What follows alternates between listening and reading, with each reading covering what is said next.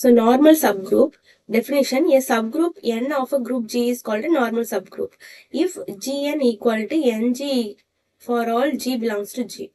அதாவது Gன்றது ஒரு குரூப், அந்த குரூப்ல இருக்கிற எல்லா Gக்கும் Gn equal to Ng இருந்ததுன்னா அந்த எண்ணை வந்து நம்ம என்னன்னு சொல்லுவோம், நார்மல் சப்குரூப்னு சொல்லுவோம். நார்மல் சப்குரூப்போட நோட்டேஷன் இது. எப்படி கொடுத்தாங்கன்னா என்ன மீனிங், என்னன்றது ஜியோட நார்மல் சப்குரூப் அப்படின்ற மீனிங். இப்போ இதுக்கு ஈக்குவல் கண்டிஷன் ஒன்று பார்க்கலாம். இப்போ என்ங்கிற ஒரு குரூப் ஜியோட கம்மியா லெஸ் தென் இருக்கிற மாதிரி எடுத்துக்குவோம். ஸோ இந்த ஃபாலோயிங் கண்டிஷன்ஸ் எல்லாம் ஈக்குவலண்டா இருக்கும். நார்மல் சப்குரூப்பா இருந்ததுன்னா Gn ஈக்குவல் டு Ngயா இருக்கும், Gn G inverse equal to N இருக்கும், and Gn G inverse belongs to N இருக்கும். இது வந்து Nல இருக்கிற ஒரு எலமெண்ட். புரியுதா? இது வந்து ஈக்குவலன்ட் கண்டிஷன். இங்க நம்ம பார்த்தோம் இல்லையா, இதுக்கு ஈக்குவலண்டான ஒரு கண்டிஷன். நம்ம வந்து சப்குரூப்னு சொல்லணும்னா Gn ஈக்குவல் டு Ngயா இருக்கணும், Gn G inverse equal to N இருக்கும், அண்ட் அதுக்கு ஒரு எலமெண்ட் எடுத்து பார்த்தா அது பிலாங்ஸ் டு N இருக்கும். எக்ஸாம்பிள்ஸ் ஆஃப் நார்மல் சப்குரூப்: எல்லா எபிலியன் குரூப்லயுமே அதுக்கு சப்குரூப் பார்த்தோம்னா அது வந்து நார்மலா தான் இருக்கும். அதே மாதிரி E and G are always normal subgroup, and center is of G is also normal in G. Okay, இப்போ non-normal subgroup. If subgroup H is not normal, if GH not equal to H இல்லையா, so normalனா GH equal to H, not normal இல்லைன்னா GH not equal to H, G.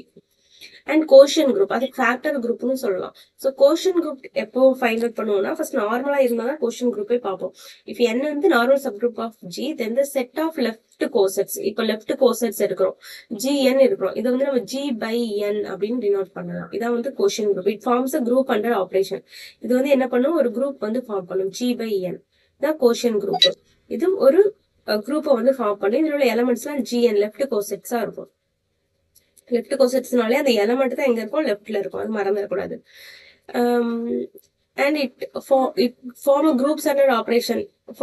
Group under ஆப்ரேஷன்னா நம்ம என்ன எழுதிக்கலாம், Gn Hn அப்படின்னு ரெண்டு element Gn and Hn எடுத்தோம் அப்படின்னா GHn அப்படின்னு நமக்கு கிடைக்கும். இப்போ ஒரு இம்பார்ட்டன்ட் நோட்ஸ் இருக்கு. Quotient groups exist only when n is normal.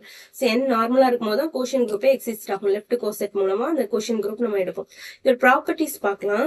Identity element வந்து எப்போ எதுக்கு ஈக்குவலா இருக்கும், n-க்கு ஈக்குவலா இருக்கும். And inverse of Gn equal to G inverse n. Inverse of G என்னன்னா G இன்வர்ஸ் n தானே.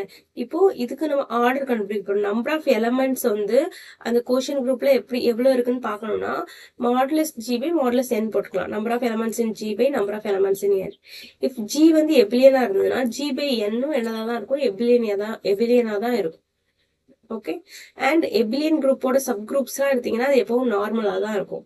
And G by n is எபிலியனா இருக்கும். இப்போ ஒரு தியரம் கொடுத்துருக்காங்க, kernel of a group homomorphism is a normal subgroup. ஒரு group ஹோமோமார்பிசம்க்கு நம்ம கெர்னல் ஃபைண்ட் அவுட் பண்ணோம்னா அது வந்து நார்மல் சப் குரூப்பா இருக்கும். Every subgroup of index 2 is normal. எல்லா சப் குரூப், ஒரு சப் குரூப் வந்து இண்டெக்ஸ் 2 இருந்ததுன்னா அந்த சப் குரூப் கண்டிப்பா நார்மலா தான் இருக்கும். இப்போ n-ங்கிற ஒரு சப் குரூப் இருக்கு G-க்கு, தென் G by n is also group. Okay, n வந்து நார்மல் சப் குரூப்பா இருக்கும்போது G by n பார்த்தா அது குரூப்பா தான் இருக்கும். இதெல்லாம் இம்பார்ட்டன்ட் ப்ராப்பர்ட்டிஸ், நமக்கு எக்ஸாம்ல கேட்க சான்ஸ் இருக்கு. அண்ட் சால்வ் எக்ஸாம்பிள் நெக்ஸ்ட் கிளாஸ்ல பார்க்கலாம்.